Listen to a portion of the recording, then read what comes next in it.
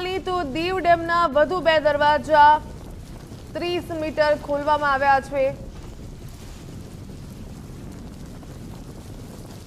સુરતની વાત કરીએ તો સુરતમાં વરસાદને લઈને રેડ એલર્ટ આપવામાં આવ્યું છે। તંત્ર સંપૂર્ણ સજ્જ બન્યું છે। મીઠી ખાડી ખાતે 3 જેટલા ડીવોટરિંગ પંપ લગાવવામાં આવ્યા। ઈ પાવરની મોટર સાથે ડીવોટરિંગ પંપ લગાવવામાં આવ્યા છે। 2 જેટલી રેસ્ક્યુ બોટ સહિત મેડિકલ વાનને પણ સ્ટેન્ડ બાય કરવામાં આવી।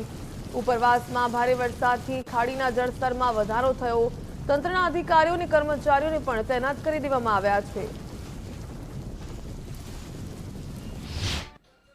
રેડ એલર્ટના પગલે ડાયમંડ સિટી સુરતમાં અવિરતપણે હાલ વરસાદ પડી રહ્યો છે અને પાણી ભરાવાની શક્યતાઓ હજી પણ કેટલાક વિસ્તારોમાં વ્યક્ત કરવામાં આવી રહી છે। તેમાંનો એક લીંબાદ મીઠી ખાડી વિસ્તાર છે કે જ્યાં ખાડીનું લેવલ છે તે હવે ધીરે ધીરે વધી રહ્યું છે અને તેને જોતા તંત્ર તરફથી તમામ જે તકેદારી અને અગમચેતીના પગલાં છે તે હાલ ભરવામાં આવી રહ્યા છે। આપણે સૌપ્રથમ જણાવી દઈએ કે હાલ અહીં પાણી ભરાવાની શક્યતાના પગલે જે પહેલાથી જ તંત્ર તરફથી જે રેસ્ક્યુ બોટ છે તે અહીં સ્ટેન્ડ બાય કરી દેવામાં આવી છે।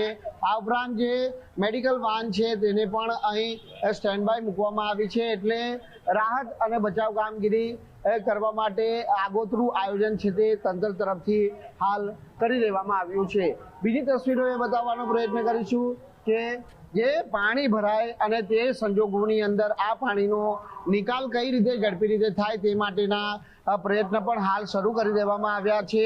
જોઈ શકાય છે કે જે અલગ અલગ 3 જેટલી મોટરો છે તે અહીં લગાડવામાં આવી છે। ખૂબ જ હાઈ ટેકનોલોજી વાળી આ મોટર છે અને ડી વોટરિંગ પંપ દ્વારા આ પાણીનો નિકાલ થઈ શકે તે માટેની વ્યવસ્થા છે તે પહેલાથી જ કરવામાં આવી રહી છે। કારણ કે બાજુમાં જે લીંબાદ મીઠી ખાડી પસાર થઈ રહી છે અને ઉપરવાસમાં જે પ્રમાણે અંદાજિત 8 અને 7 ઇંચથી પણ વધુ વરસાદ જ્યારે પડી ચૂક્યો છે ત્યારે ઉપરવાસમાં સતત પડી રહેલા અવિરત અને ભારે વરસાદના કારણે શહેરની ખાડીઓની સપાટીમાં હવે ફરી વધારો થઈ રહ્યો છે। જો કે કોઈ પણ પરિસ્થિતિને પહોંચી વળવા માટે તંત્ર સંપૂર્ણ રીતે સજ્જ છે અને તંત્રની જે ટીમ છે તે હાલ કામે લાગી છે અને મીઠી ખાડી વિસ્તારમાં જે આગોતરું આયોજન પાણી નિકાલ માટેનું હાલ કરવામાં આવી રહ્યું છે।